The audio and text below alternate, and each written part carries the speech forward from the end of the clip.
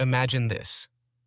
A man encounters a dying wolf trapped in the snow-covered woods. With unwavering courage, he carries the injured creature to the vet, despite the risks. What unfolds next is a heartwarming tale of compassion and an unexpected bond between man and beast. James' unexpected bond with a wild wolf. James lived in a small village in the wilds of Alaska. He grew up there, enjoying a happy childhood full of adventures. One of his favorite things to do was go on long walks with his parents in the nearby forests, always hoping to catch a glimpse of the mysterious wolves that lived there. As he got older, James didn't spend as much time exploring the woods with his parents, but he still loved the wilderness. When he became an adult, James went to college to get a good job.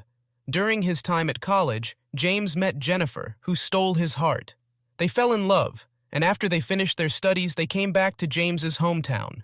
Soon after, they got married and had 2 sons, Jack and Thomas. James liked taking his sons for walks in the forest, a tradition he got from his parents. One winter day, they heard a strange cry while walking in the snowy woods. James, with his sons Jack and Thomas, cautiously went towards the sound. In a small open area, they found a young wolf caught in a hunter's trap, whimpering in pain. James told his sons to stay back and approached the distressed wolf. Despite the wolf's initial anger, James spoke gently until he could stroke its fur. The wolf calmed down, realizing James wanted to help. James saw that the trap was hurting the wolf badly. Worried it might have a broken paw, James decided to help. He told his sons to step away as he freed the wolf's trapped foot, which was a risky move. Surprisingly, the wolf didn't run away when released. It stayed, whimpering sadly. This worried James even more. He couldn't leave the injured wolf alone. Driven by kindness, James picked up the wolf, shocking his sons. Weren't they afraid the wolf might bite? But James was determined to help. He told his sons to go home so he could find a vet to help the wolf. Remarkably, the wolf stayed pretty calm while James held it on their way home. After a long walk, James, with Jack, Thomas, and the wolf, came out of the forest. James rushed to the nearest vet to make sure his sons were okay. Struggling to carry the heavy wolf, James felt relieved when he finally put it on the vet's examination table.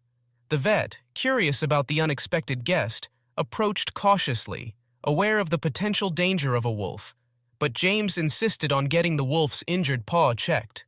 The vet agreed reluctantly and examined the paw thoroughly. The vet confirmed the paw was bruised but not broken, and the wolf could go back to the wild. James was worried about the wolf being sluggish when released. The vet explained it was likely dehydrated and starved from being trapped for days. With proper care, it should fully recover. Grateful to the vet, James decided to shelter the wolf for the night. At home, he kept it in the garage with food and water, mindful of the risks. He let Jack and Thomas see the wolf briefly before bedtime, and they were amazed by its beauty. The next day, the wolf seemed better, a good sign it would heal in the forest. With caution, James and his sons watched as the wolf left the garage and went into the woods. Before disappearing, the wolf looked back, seemingly thanking James for helping it. In the next few days, the wolf kept hanging around near James' place at the edge of the woods, not wanting to leave. But James wasn't sure why he was doing this. One day, when the wolf wasn't around, Jack and Thomas got worried. Even though their dad was away for work and told them not to go into the forest alone, they went anyway, because they were worried about the wolf. But once they were in, they couldn't find him and got lost as it started getting dark. Scared, they sat on a log, trying to keep warm by huddling together. Just when they were feeling really hopeless, Jack saw some shiny eyes looking at them from the forest. They didn't know what the creature wanted, and Jack had a lot of questions.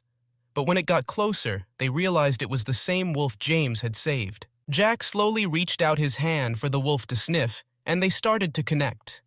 The wolf recognized the boys and seemed friendlier, nudging them to follow him. He led them through the forest, making sure they were safe. After about half an hour, Jack and Thomas saw a light in the distance and heard their parents calling for them. They were so relieved and ran back to their parents. James saw the heartwarming reunion and noticed the wolf watching from the trees.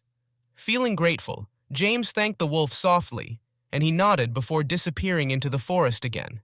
James knew they might never see the wolf again, but he would always remember what Wolf did for his family.